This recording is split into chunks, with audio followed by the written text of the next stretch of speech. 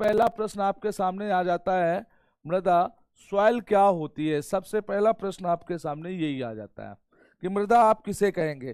तो मेरे प्यारे साथियों, आप लोग ध्यान दीजिएगा कि मैंने आपको बताया था, चाहे,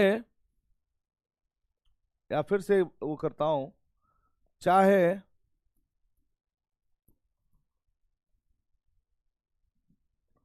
ग्रेनाइट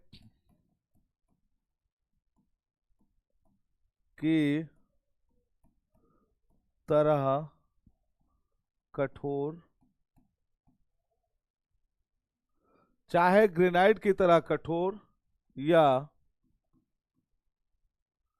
क्ले मिट्टी या चिकनी मिट्टी की तरह, चिकनी मिट्टी की तरह मुलायम,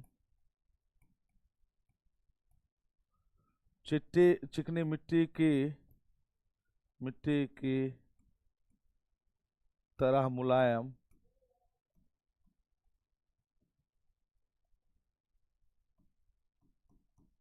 मुलायम है ना, चिकनी मिट्टी की तरह मुलायम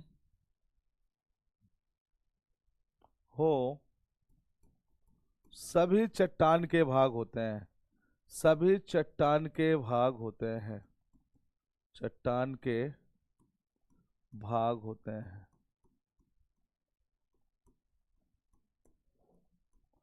अब देखना मेरे प्यारे बाबू, यहां पर ध्यान दीजिएगा, सारे लोग ध्यान देना कि जो ये मृदा है, ये चाहे ग्रेनाइट की तरह कठोर हो या चिकनी मिट्टी की तरह मुलायम हो, सभी चट्टान के भाग होते हैं।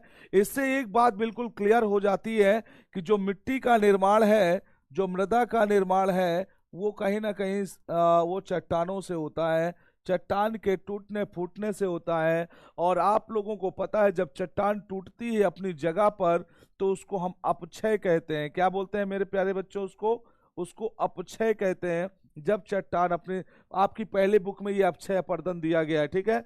जब चट्टान अपनी जगह पर टूटता है ना, तो उसे अपक्षय कहते हैं। फिर वायु वायु या जल या किसी भी और माध्यम से जब ये एक जगह से प्रवाहित होकर के दूसरे जगह पर जाती है ना, तो जो प्रवाह होता है इसका, उसे हम अपर्दन कहते हैं। क्या बोलते हैं? सेकेंड स्तर पर आता है अपर्दन। और फिर जहां पर जा करके ये जमा होती है, जहां ये जमा होती है, उसे कहते हैं निक्षेपण। निक्षेपण। तो मेरे प्यारे बच्चों, ये 3 स्टेज से गुजरती है चट्टान। पहले बात तो अपनी जगह पर टूटती है, भौतिक और रासायनिक कारणों से अपनी जगह पर चट्टान टूटेगी। मेरी बात को गौर से समझना मेरे प्यारे बच्चों। चट्टान